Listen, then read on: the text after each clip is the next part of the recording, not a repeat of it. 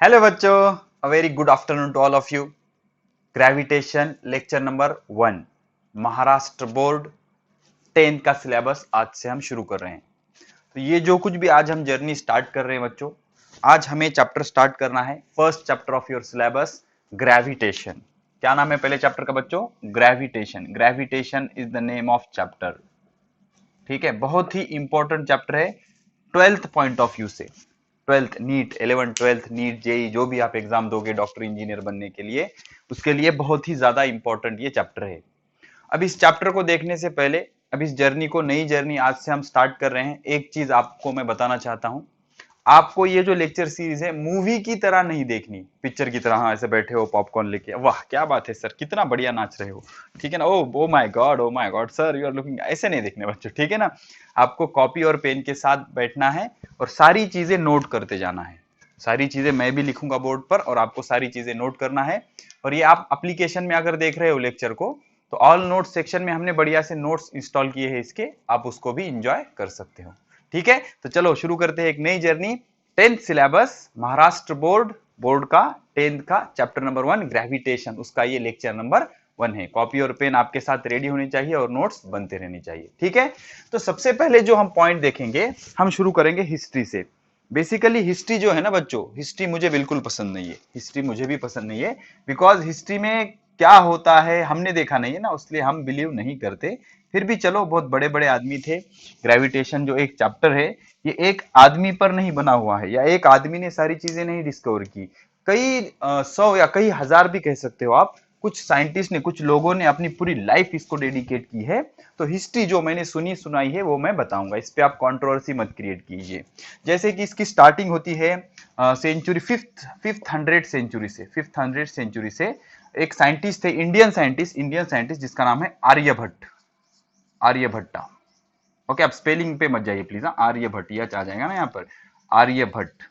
ठीक है ना, ये इंडियन साइंटिस्ट थे बच्चों। इन्होंने क्या कहा, अब देख लो, लगभग 1500 साल पहले से हम शुरू कर रहे हैं। अब कई चैप्टर, कई टीचर लोग जो ग्रेविटेशन चैप्टर शुरू करते हैं वो कोपरनिकस से करते हैं, लेकिन ये हम इंडियन है ना बच्चों, तो हम इंडियन से शुरू करेंगे, उसके पीछे का। ओके, इसवी सन सेंचुरी 500, म्हणजे इसवी सन 500 पासून आपण सुरू करू। इसवी सन 500 में आर्यभट्ट ने ये कहा था कि अर्थ रिवॉल्व अराउंड इटसेल्फ, अर्थ रिवॉल्व अराउंड इटसेल्फ। अब ये जो कुछ भी ग्रेविटेशन का डिस्कवरी हुई है वो किस वजह से हुई है कि एंसिस टाइम से, मतलब हमारे पूर्वजों के टाइम से हमें अर्थ, फिर या फिर चांद हो, सूरज हो, मून हो, प्लैनेट हो, इनके मोशन में बहुत ज्यादा इंटरेस्ट है। चांद कैसे फिरता है, दिन क्यों उगता है, सूरज इधर से क्यों उगता है, इन सारी चीजों में बहुत इंटरेस्ट है। तो बहुत सारे लोगों ने, जो साइंटिस्ट होते हैं, उनको ऑब्जर्व करना शुरू किया और वहां से शुरुआत हुई ग्रेविटेशन की। धीरे धीरे डिस्कवरी होती गई, एकदम सारी चीजें डिस्कवर नहीं हुई। आपको पता चलेगा धीरे धीरे क्या हुआ, देख लो बच्चों। अब इसको क्या याद करें क्या सर? याद करने की जरूरत नहीं, एक आइडिया, एक कॉन्फिडेंस बैठ जाएगा कि कैसे डिस्कवरी हुई ग्रेविटेशन की। ओके, हिस्ट्री में देखो, ईस्वी सन 500 में आर्यभट्ट ने अर्थ रिवॉल्व अराउंड इटसेल्फ, अर्थ अपने अराउंड घूमती है, इसका डिस्कवरी कर लिया था। अब क्यों घूमती, क्या घूमती, इस बारे में उसने नहीं बताया था। तो लगभग लगभग 1000 साल बाद, मतलब 1500 में, इसवी सन 1500 में, 1500व्या वर्षी इसवी सन, मराठी ओके, इसवी सन 1500 में एक साइंटिस्ट थे, एक साइंटिस्ट थे, उनका नाम था कोपरनिकस। क्या? कोपरनिकस। ठीक है, अब ये आप on an average rough idea बता रहा हूं। कोपरनिकस, तो कोपरनिकस ने क्या किया, एक बहुत बड़ी थ्योरी का अपोज किया। तो 500 से 1500 तक एक थ्योरी चली, उस थ्योरी का नाम था, that theory named geocentric theory, geocentric theory. उस टाइम क्या चलती थी? Geocentric theory. ये थ्योरी का क्या मानना था कि जो अर्थ है, earth is a centre of universe. Universe समझते हो? अर्थ is a centre of universe and all planet revolve around the अर्थ। सभी प्लैनेट जो होते हैं वो अर्थ के सराउंडिंग में घूमते हैं। ओके, ये कहना था जियोसेंट्रिक थ्योरी का। समझ रहे हो जियोसेंट्रिक थ्योरी क्या थी? जियोसेंट्रिक थ्योरी थी कि earth is a centre of universe. Earth जो है, earth is centre of universe, centre of universe, ये कहना था कौन से थ्योरी का? Geocentric theory. अब ये हिस्ट्री है बच्चों, बहुत इंपॉर्टेंट है, अच्छे से देखते जाओ। ईस्वी सन 500 में आर्यभट्ट ने क्या कहा, अर्थ रिवॉल्व अराउंड इटसेल्फ, इतनी उसने डिस्कवरी कर ली थी।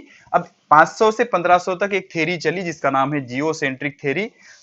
जियोसेंट्रिक थ्योरी का क्या कहना था कि earth is a centre of universe, universe समझते हो ना, गैलेक्सीज वगैरह सब मिलके earth is a centre of universe and all the planets are revolving around the earth, ऐसा कहना था। तो कोपरनिकस ने एक बहुत बड़ा अजम्पशन दिया और वो अजम्पशन ये था कि जो आप जियोसेंट्रिक थ्योरी कह रहे हो इट इज रॉन्ग, ये रॉन्ग है, ये कहना था कोपरनिकस का। तो कोपरनिकस ने एक नई थ्योरी दी जिसका नाम था हेलियोसेंट्रिक थ्योरी, हेलियोसेंट्रिक थ्योरी, ठीक है, हेलियोसेंट्रिक थ्योरी। अब ये हेलियोसेंट्रिक थ्योरी क्या थी, हेलियोसेंट्रिक थ्योरी का कहना क्या था कि earth is not the centre of universe, it is the sun which is the centre of universe. तो सूरज, सूर्य क्या है, सेंटर है यूनिवर्स का, and all the planets are revolving around us और revolving around the sun. Okay, हमें पता है, अब ये करेक्ट है, नो प्रॉब्लम, लेकिन तब की बात कर रहे हैं हम। तो कोपरनिकस ने क्या किया, हेलियोसेंट्रिक थ्योरी दी और क्या कहा उसने कि earth is not the centre of universe, it is the sun. इसका क्या कहना था, sun is the centre of universe. ये सारी चीजें लिख रहे हो ना आप, सेंटर ऑफ यूनिवर्स, इसका क्या कहना था कि sun is the centre of universe. समझ रहे हो, आर्यभट्ट आए 500 में, उन्होंने कुछ बॉडीज ऑब्जर्व की गैलेक्सी में के, या फिर जो अर्थ से जो दूर दूर के बॉडी दिखते, चांद, सूरज, इन सबको नोट किया और उन्होंने एक अजम्पशन दिया कि earth is revolve around itself, earth अपने अराउंड रोटेट होती है। 500 से 1500 तक एक थ्योरी चली जिसका नाम था जियोसेंट्रिक थ्योरी। इसका कहना था कि earth is the centre of universe और इस थ्योरी का नाम था जियोसेंट्रिक थ्योरी। लेकिन ईस्वी सन 1500 ने कोपरनिकस ने इसको रॉन्ग प्रूव किया और रॉन्ग बताया और उन्होंने कौन सी थ्योरी दी, हेलियोसेंट्रिक थ्योरी। और इस थ्योरी का क्या कहना था, sun is the centre of universe. तो अब उस टाइम जो पीपल्स होते थे, वो जो पर्सन होते थे, उस टाइम राजेशाही होती थी, तो उस टाइम के राजा लोगों ने जो जो हेलियोसेंट्रिक थ्योरी को मान रहा था उसको बर्न कर दिया, जला दिया गया, लोगों को जला दिया गया, बहुत झगड़े हुए, ये सारी चीजें हुई और लोगों को जला दिया गया जो भी कह रहा था कि हेलियोसेंट्रिक थ्योरी करेक्ट है। तो उसके बाद क्या हुआ बच्चों, ईस्वी सन 1600 में एग्जैक्ट नहीं बता रहा मैं, रफ आइडिया बता रहा हूं, ईस्वी सन 1600 में टाइको ब्राहे आए, टाइको ब्राहे। अब टाइको ब्राहे जो थे ना बच्चों, ये रजवाड़ों के खानदान से थे, बहुत रईस थे, बहुत ज्यादा रईस थे। तो उन्होंने क्या, उनको प्लैनेट्स, मून, सन, इन सारी चीजों में बहुत इंटरेस्ट था। तो उन्होंने इन चीजों को ऑब्जर्व करना शुरू किया और उन्होंने क्या डिसाइड किया कि मैं पूरी मेरी लाइफ प्लैनेट, अर्थ, सन और ये दोनों के कंफ्यूजन को रिमूव करने में डाल दूंगा। तो उन्होंने अपने किंगडम का 10% डोनेट कर दिया इसके रिसर्च के लिए और उस पर रिसर्च शुरू हुआ। अब रिसर्च हो रहा है, टाइको ब्राहे हर रोज जा रहे हैं, ऑब्जर्व कर रहे हैं, देख रहे हैं कौन सा प्लैनेट किधर जा रहा है और कागज पे कुछ बना रहे हैं, कुछ मैप बना रहे, ठीक है ना। तो इस तरह का ये चलता रहा, कई सालों तक चला बच्चों, बहुत सालों तक चला है, लेकिन कुछ कंक्लूजन नहीं निकल पाया। तो उसके बाद क्या हुआ, इनको ज्वाइन किया केपलर ने, जोहानसन केपलर, केपलर ने इनको ज्वाइन किया, केपलर ने इनको ज्वाइन किया। और ऐसा हुआ बच्चों, केपलर ने इनको ज्वाइन करने के बाद कुछ उस टाइम हुआ और केपलर ने क्या किया, उन्होंने जो मैप बनाए थे वो मैप को चोर लिया, ओके, उस मैप को चुरा लिया, उस मैप को चुरा लिया।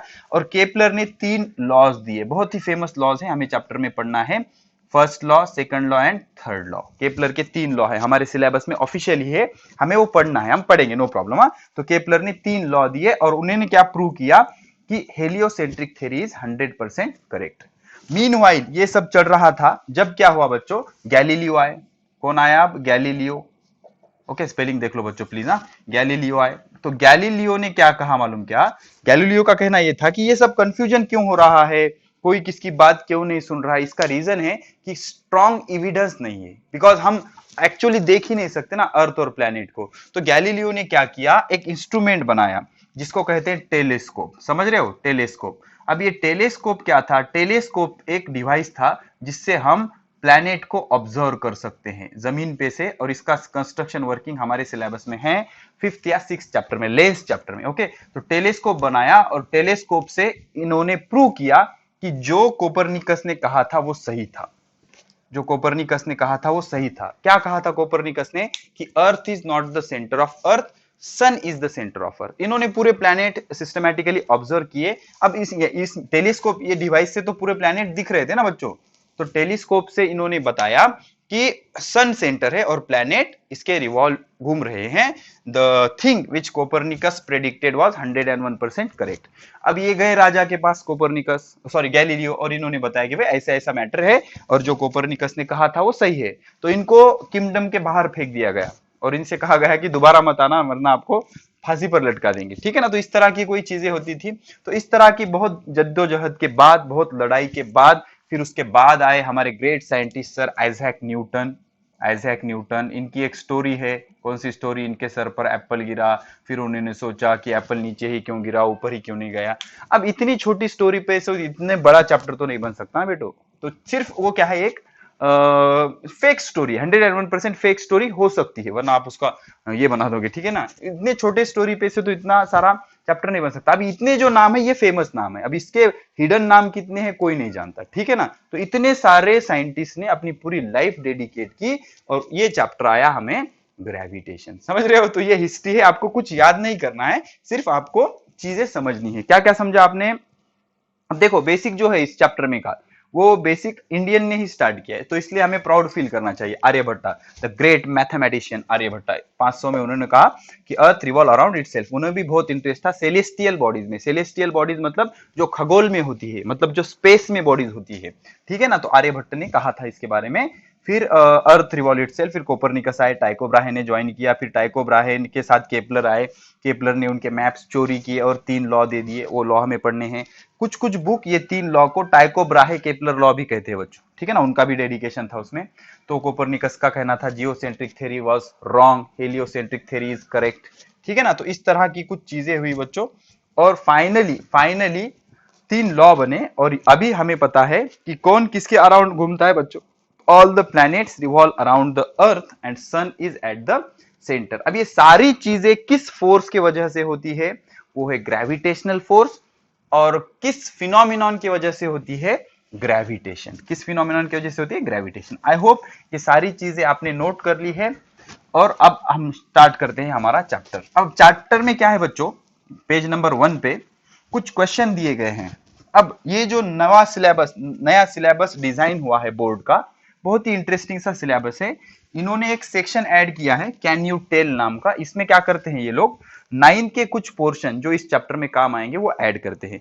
तो हम पहले पेज नंबर पे के कैन यू टेल क्लियर करते हैं। Okay, can you tell number 1, what are the effect of force? What are the effect of force? Force के इफेक्ट क्या क्या होते हैं? Number 2, what type of force you know? what type of force do you know? आपको कौन कौन से force पता है? Okay, and what you know about gravitation? what you know about gravitation? आपको ग्रेविटेशन के बारे में क्या पता है? ऐसे 3 क्वेश्चन दिए गए हैं। अब इन तीनों को डिटेल में मैं सॉल्व करूंगा, and all of these questions regarding to your 9th syllabus. 9th में आपने क्या क्या दिए लगाए हैं उस पर डिपेंड है आपको ये आएगा या नहीं। तो देखो बच्चों, फोर्स क्या होता है? द पुश और pull acting on the object is called as force. तो फोर्स क्या क्या कर सकता है? Number 1, force can move body at rest. Body at rest body को फोर्स मूव करा सकता है।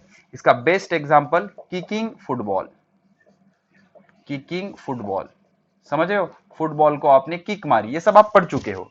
तो फुटबॉल जो जमीन पर रखा हुआ है वो कैसा है? रेस्ट है। ये रेस्ट है ना, रेस्ट है। अब somebody किक द फुटबॉल तो ये उड़ जाएगा ऐसा हवा में।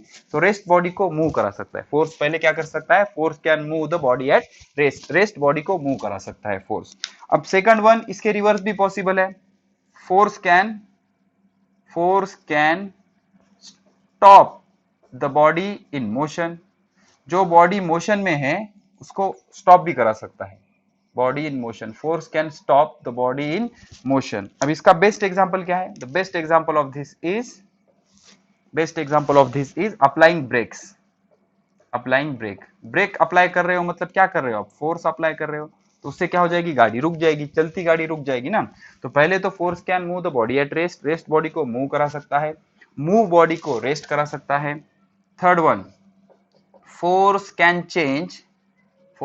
Change direction of motion, direction of motion, motion की डायरेक्शन चेंज कर सकता है। For example circular motion.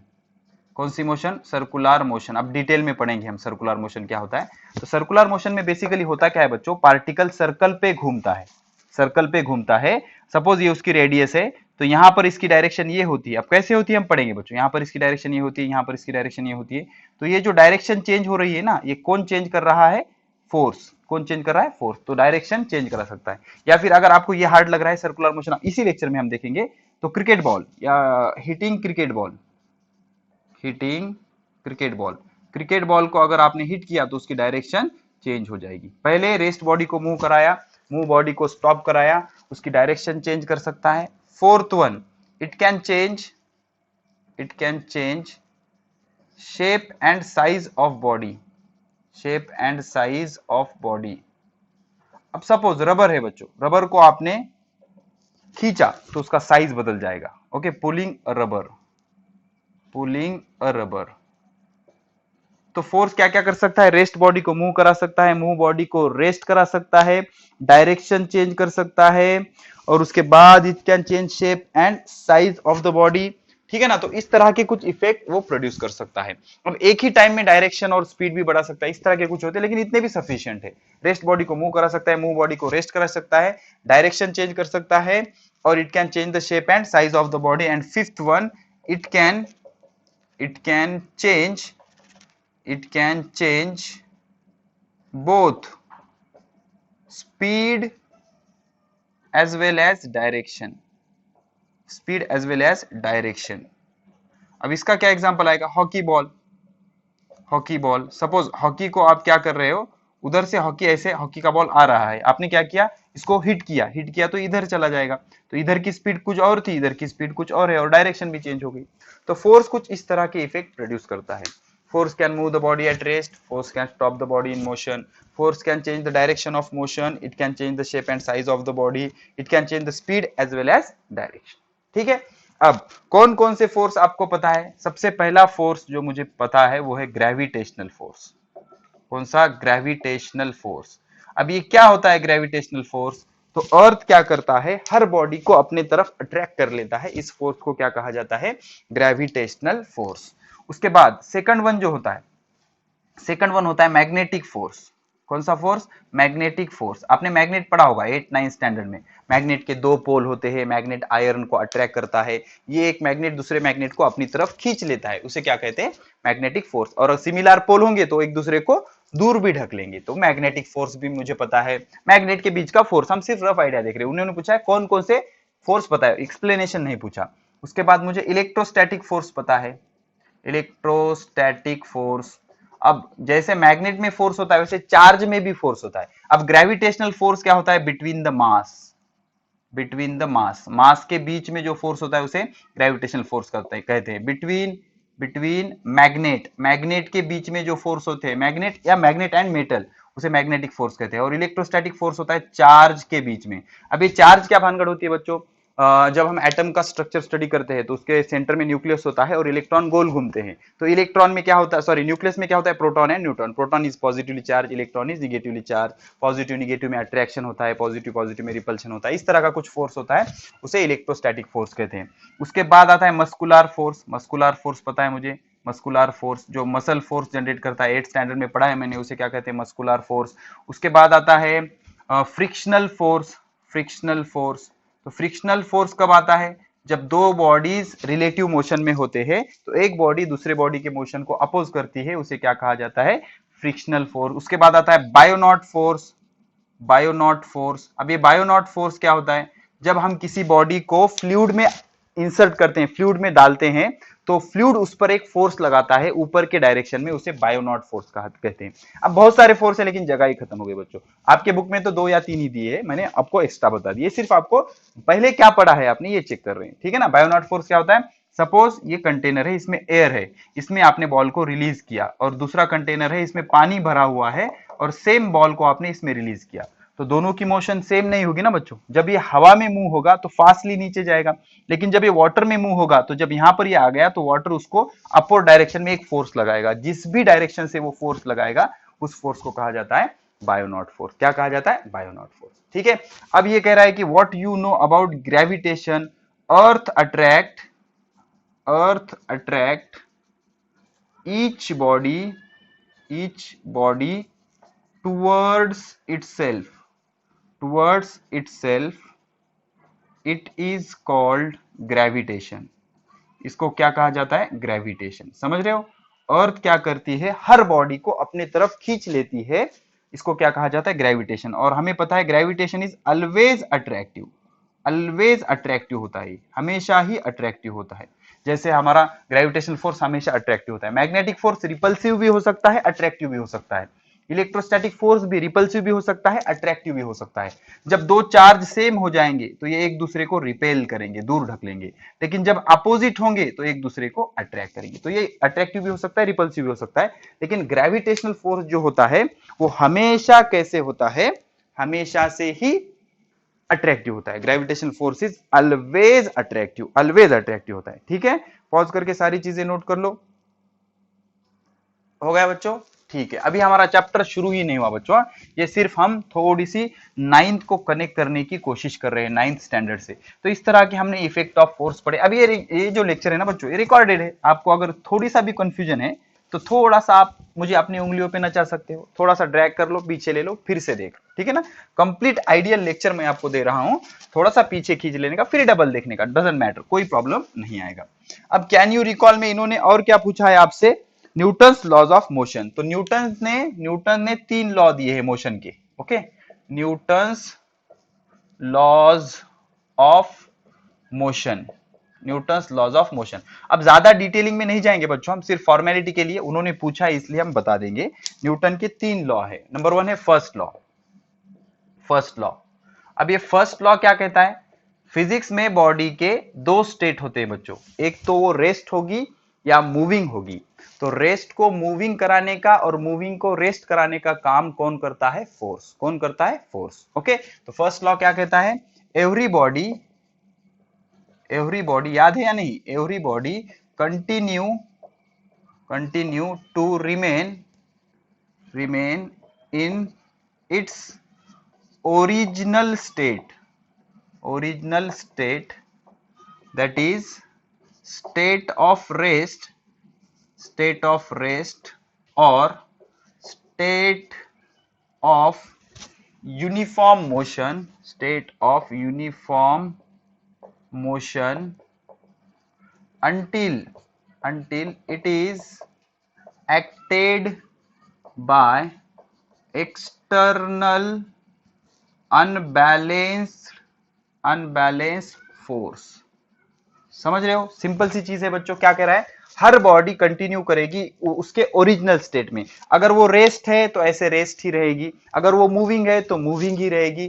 कब तक? जब तक उस पे एक्सटर्नल अनबैलेंस फोर्स एक्ट नहीं होता। सर ये अनबैलेंस फोर्स क्या चीज है? फोर्स तो हमने सुना था, अनबैलेंस नहीं सुना।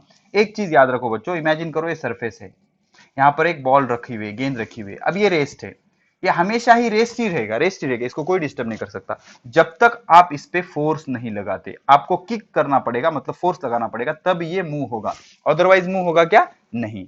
तो अगर सपोज आपने क्या किया, इधर से 5 न्यूटन का किक मारा और इधर से 5 न्यूटन का किक मारा, तो ये 5 और ये 5 एक दूसरे से कैंसिल हो जाएगा। तो इसको कहते हैं बैलेंस्ड फोर्स। तो बैलेंस फोर्स से मोशन प्रोड्यूस नहीं हो सकती, बैलेंस फोर्स से कोई इफेक्ट नहीं होता। ओके, तो अगर इसको रेस्ट को मूविंग कराना है तो आपको क्या करना पड़ेगा? अनबैलेंस फोर्स लगाना पड़ेगा। ऐसे ही सपोज आपकी कार मूविंग है तो आपको इसको रुकाना है तो आपको ब्रेक अप्लाई करना पड़ेगा। तो applying a brake is nothing but external unbalance force.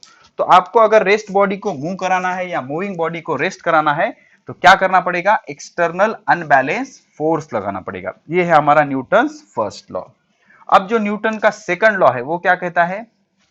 The rate of change of momentum. देख लो सेकंड लॉ सिर्फ हम रिवाइज कर रहे हैं, 9th स्टैंडर्ड में आपने डिटेल में पढ़ा होगा। सेकंड लॉ क्या कहता है? The rate of change of momentum क्या होता है बच्चों? रेट ऑफ चेंज ऑफ, बता दूंगा मैं, घबराइए मत। Rate of change of momentum rate of change of momentum is equal to external unbalanced force and change in momentum takes place in the direction of force ये सारी चीजें 9th में पढ़ी हुई है बच्चों आपने। क्या कह रहा है? The rate of change of momentum is equal to external unbalance force and change in momentum takes place in the direction of force. मतलब क्या बच्चों, देख लो, अब इसको समझने के लिए मैथमेटिकल प्रूफ देता हूं मैं। मोमेंटम क्या होता है? Momentum is denoted by letter P and it is nothing but mass into velocity. Here m is equal to mass of body and v is equal to velocity of body. तो momentum क्या होता है? Mass into velocity. अब rate of change of momentum मतलब क्या? इसको क्या करना पड़ेगा?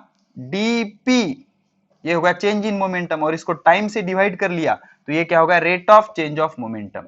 Rate of change of momentum, ये क्या होगा? Rate of change of momentum. समझ रहे हो आप?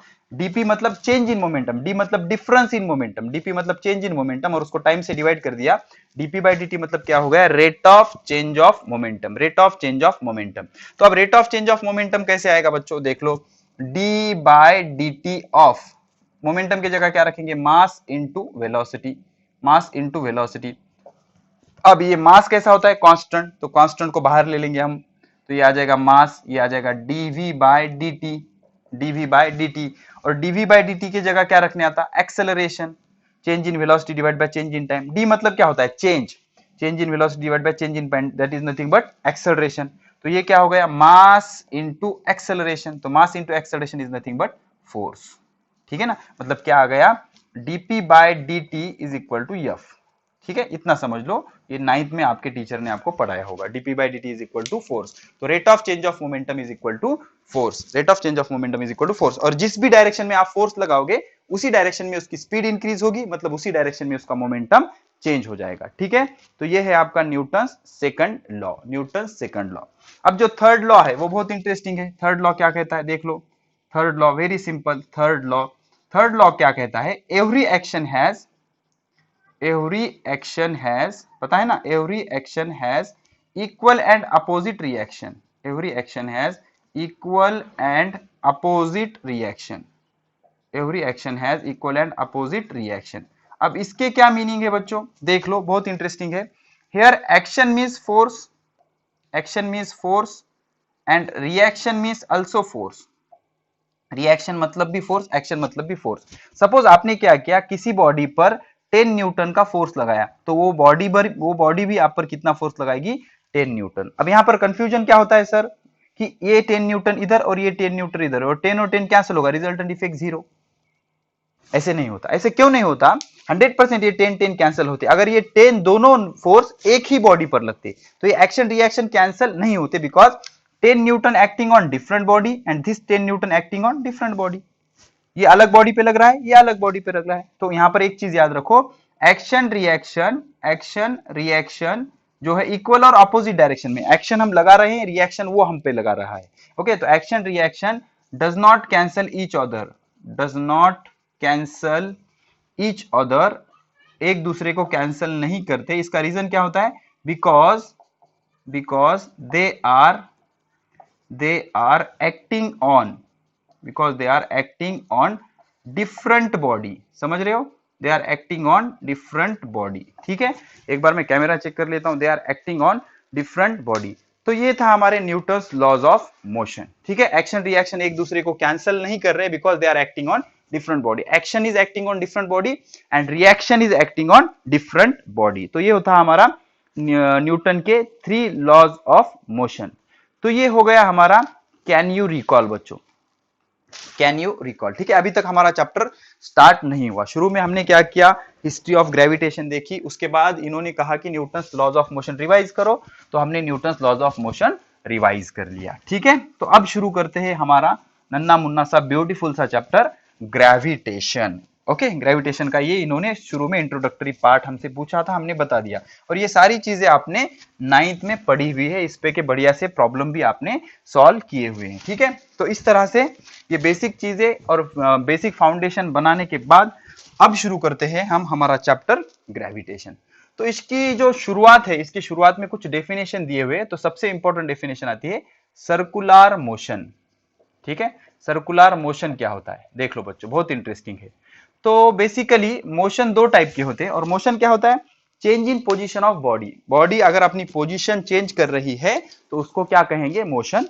मोशन दो तरह के होते हैं, linear motion and circular motion. Linear motion मतलब अगर बॉडी स्ट्रेट लाइन पे मूव हो रही है तो उसको कहेंगे लीनियर मोशन। और अगर बॉडी सरकमफरेंस ऑफ सर्कल पे घूम रही है, ओके, तो सर्कुलर मोशन क्या होता है? द मोशन ऑफ बॉडी, लिखो चलो come on, the motion of body along circumference. Circumference समझते हो? सर्कमफरेंस मतलब परिघ, उसकी जो कड़ा होती है, circumference of circle. Motion of body along the circumference of circle is called circular motion. इसे क्या कहा जाएगा? Circular motion. समझ रहे हो? Motion of body along the circumference of circle is called circular motion. इसको क्या कहा जाएगा? Circular motion. For example motion of planet around the sun. अब तो प्रूव हो गया ना, गैलीलियो ने टेलीस्कोप दे दिया, सबने देख लिया, सारे प्लैनेट क्या होते हैं? सन के अराउंड घूमते हैं। ये कौन सी मोशन है? Circular motion. Second one, motion of electron around nucleus. जो इलेक्ट्रॉन होते हैं ना, न्यूक्लियस के अराउंड घूमते हैं सर्कल में। नंबर 3, मेरी गो राउंड। समझ रहे हो? मेरी गो राउंड, वो जो फेस्टिवल वगैरह कुछ होते हैं, मेरी गो राउंड होता है ना, आकाशपाळा, इन मराठी आकाशपाळा, मेरी go round.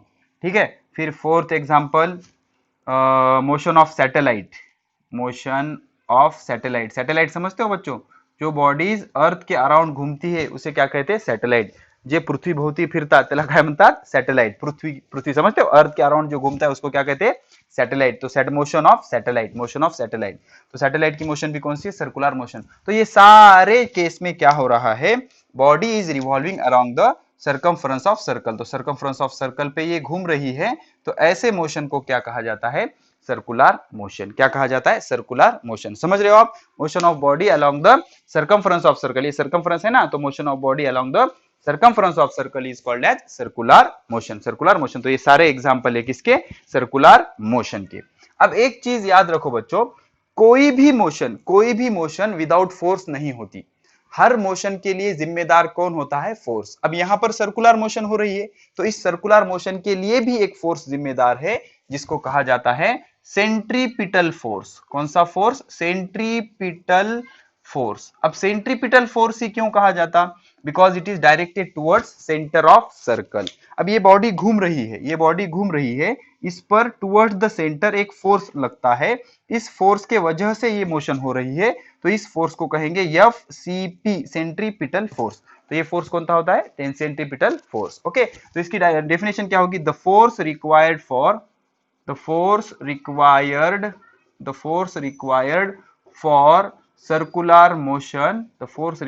Circular motion along the radius. कहां पर होता है वो? रेडियस पर होता है। along the radius directed towards centre of circle is called, इसको क्या कहा जाता है? Centripetal force. इसको क्या कहा जाता है? Centripetal force. समझ रहे हो? इसको क्या कहा जाता है? Centripetal force. समझ रहे हो आप? क्या किसे कहा जाता है सेंट्रीपिटल फोर्स?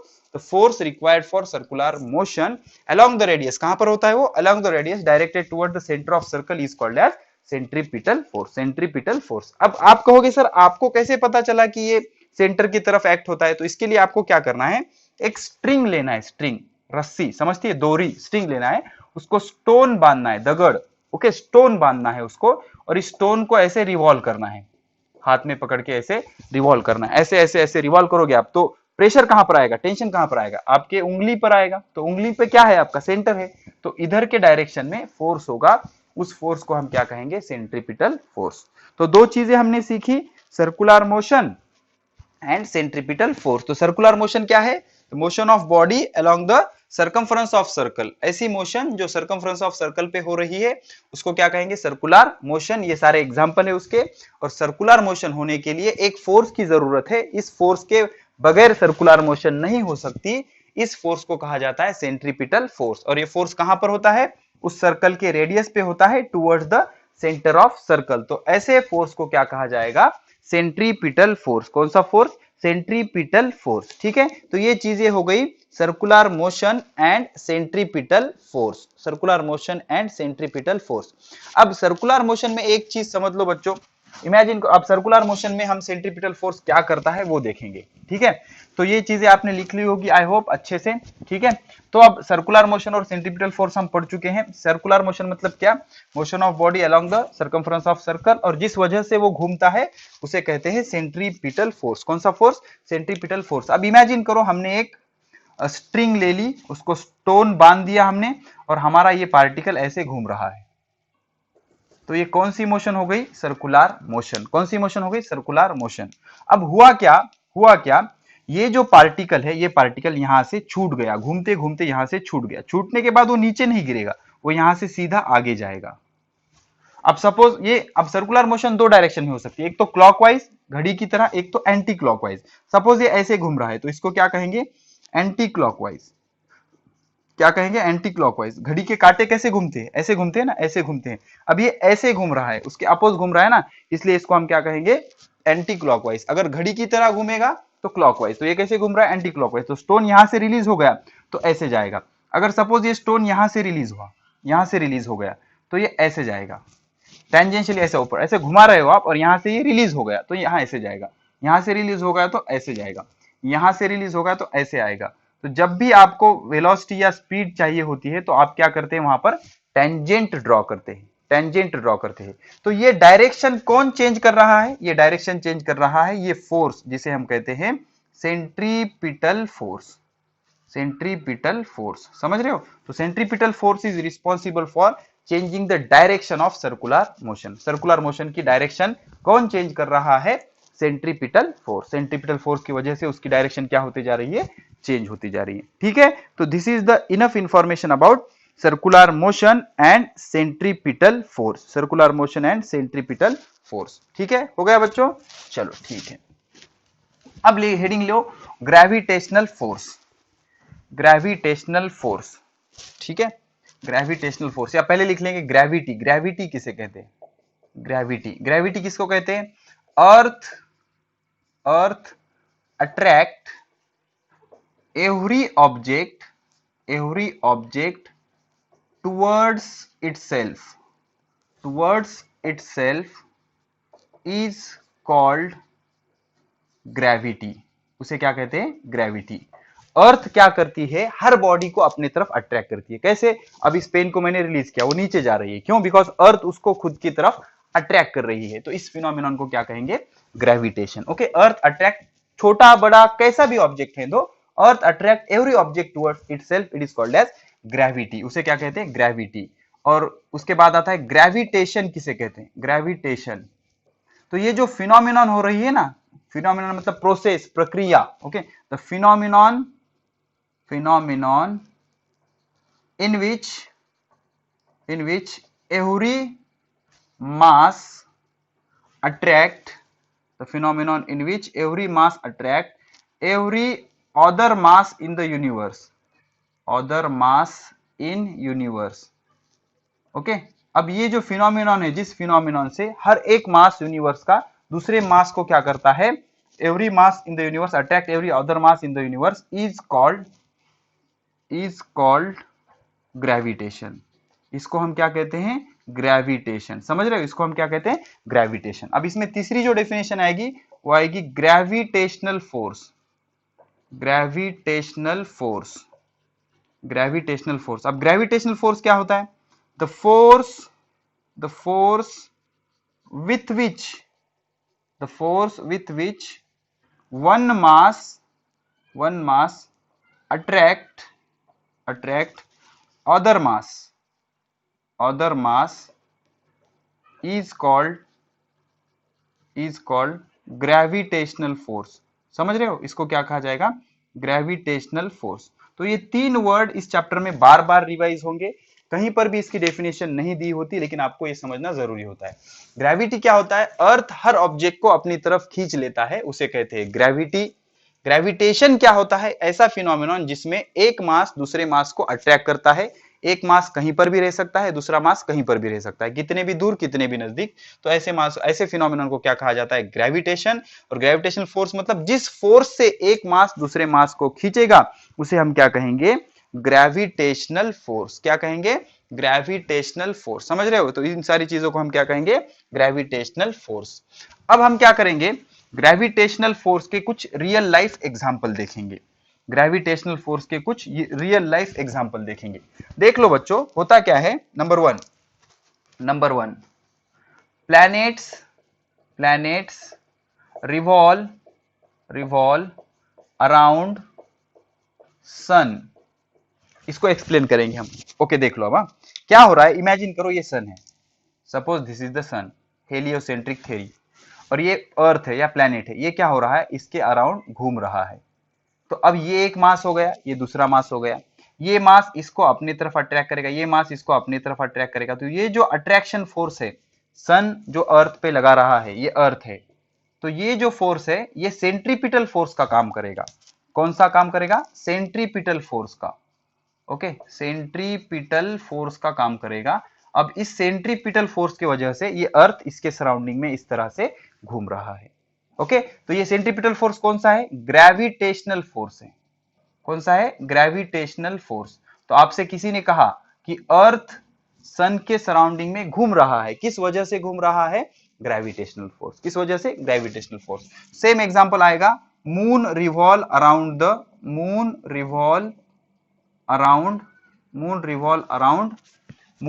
अराउंड अर्थ।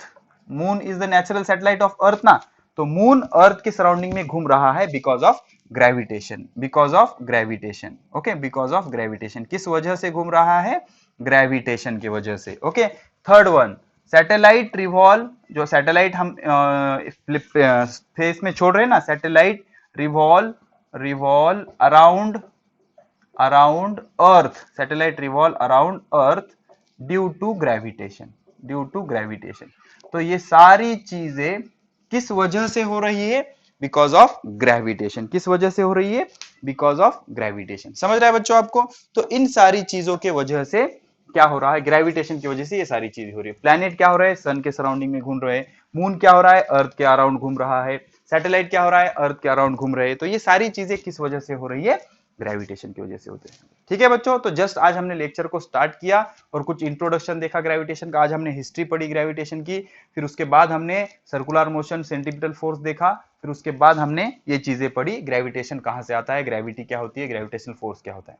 ठीक है, तो इस तरह से हमने लेक्चर नंबर 1 को हम करते हैं फिनिश। सेकंड लेक्चर जल्दी लेकर आएंगे बच्चों, घबराने की कोई जरूरत नहीं है। सेकंड लेक्चर हम बहुत जल्दी लेकर आएंगे और उस लेक्चर में हम पढ़ेंगे केप्लर्स लॉ और उस पर बेस कुछ बढ़िया बढ़िया से न्यूमेरिकल्स। ओके, तो तब तक पढ़ाई करते रहे। All the very best.